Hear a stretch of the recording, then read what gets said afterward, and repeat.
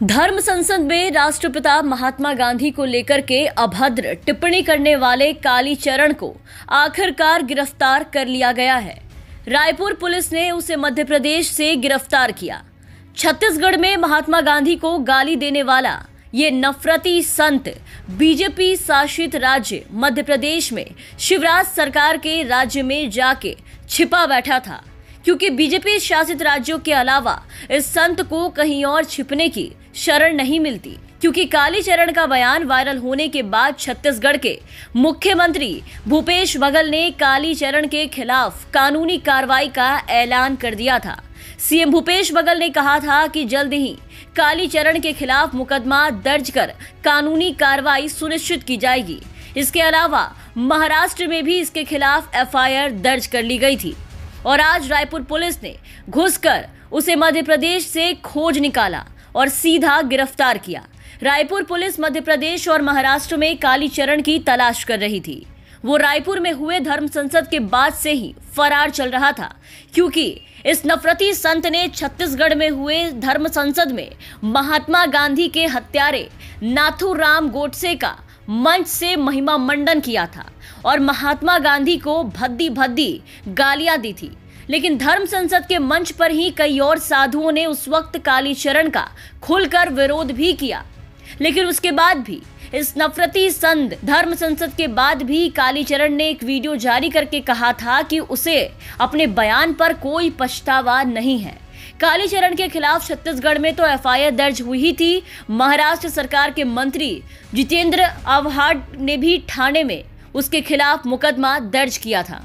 छत्तीसगढ़ धर्म संसद की आयोजक संस्था नीलकंठ सेवा संस्थान ने भी कालीचरण की घोर निंदा की थी और उसके बयानों से खुद को अलग कर लिया था।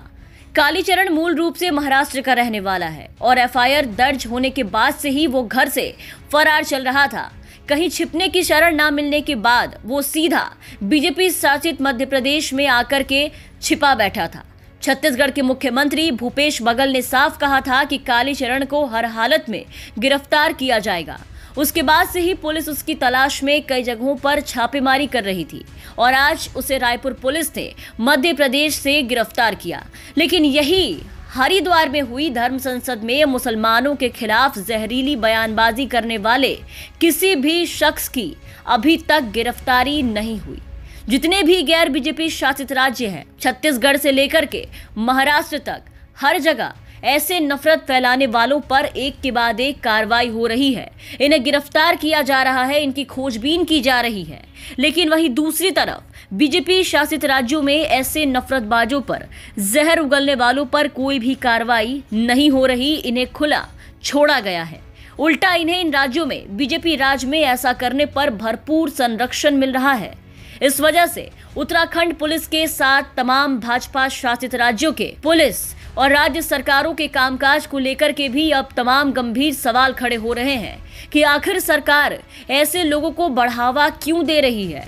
आखिर भाजपा सरकार ऐसे लोगों का साथ क्यों दे रही है जो देश में अराजकता फैलाने और ऐसे जहर घोलने, दंगा करवाने का काम कर रहे हैं। छत्तीसगढ़ में हुए इस घटना के बाद भूपेश बघेल ने महात्मा गांधी के बारे में कहे गए अपशब्दों के बाद भी बीजेपी नेताओं की चुप्पी को लेकर के सवाल उठाया, क्योंकि किसी भी बीजेपी नेता ने अब तक संत कालीचरण के महात्मा गांधी के बारे में की गई इन वाहियात बातों पर, ऐसे टिप्पणियों पर ऐतराज नहीं जताया। न किसी ने अब तक कोई टिप्पणी की। लेकिन मुख्यमंत्री भूपेश बघेल ने इस वीडियो के सामने आते ही तुरंत एक्शन लिया।